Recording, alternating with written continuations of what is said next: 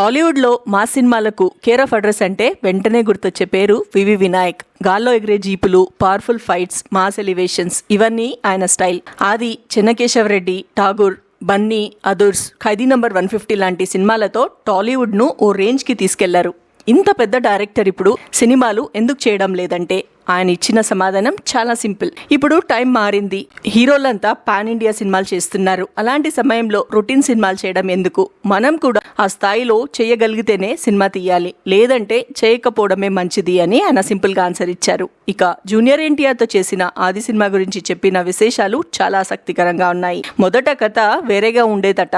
కొడాలి నాని మా స్టోరీ కావాలని చెప్పడంతో కేవలం 2 రోజుల్లో కొత్త కథ రాసుకున్నారట. ఆ కథ ఎన్టీఆర్ కు చాలా నచ్చిందని, ఆయన డైలాగ్స్ ఒక్కసారి వినగానే సింగిల్ టేక్ లో చెప్పేశారని వివి వినాయక్ జూనియర్ ఎన్టీఆర్ ని ప్రశంసించారు.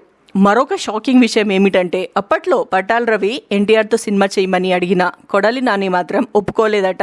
మనకి ఎన్టీఆర్ కెరియర్ చాలా ముఖ్యం అంటూ ఆ ప్రాజెక్ట్ ను ఆపేశారని వినాయక్ తెలిపారు. నచ్చితే చేస్తారు, లేదంటే వద్దు అనే స్ట్రాంగ్ నిర్ణయం తీసుకున్నారని చెప్పారు. కొడాలి నానికి ఎన్టీఆర్ పై చాలా కేర్ ఉందని, ఆ విషయంలో ఇద్దరు చాలా స్ట్రాంగ్ గా ఉండేవారని చెప్పారు. అయితే ఇప్పుడు రాజకీయాల కారణంగా ముందులా కలిసే పరిస్థితి లేదని కూడా తెలిపారు. అయినా తాను మాత్రం ఇద్దరితో మంచి అనుబంధం కొనసాగిస్తున్నానని వివి వినాయక్ గారు చెప్పారు. ఎన్టీఆర్ తో ఇప్పటికీ మంచి రిలేషన్ ఉందని, ఆది, అదుర్, సాంబా లాంటి సినిమాలు తన కెరియర్ లో చాలా స్పెషల్ అని చెప్పుకొచ్చారు. మొత్తానికి వినాయక్ చెప్పిన ఈ నిజాలు ఇప్పుడు సోషల్ మీడియాలో వైరల్ అవుతున్నాయి.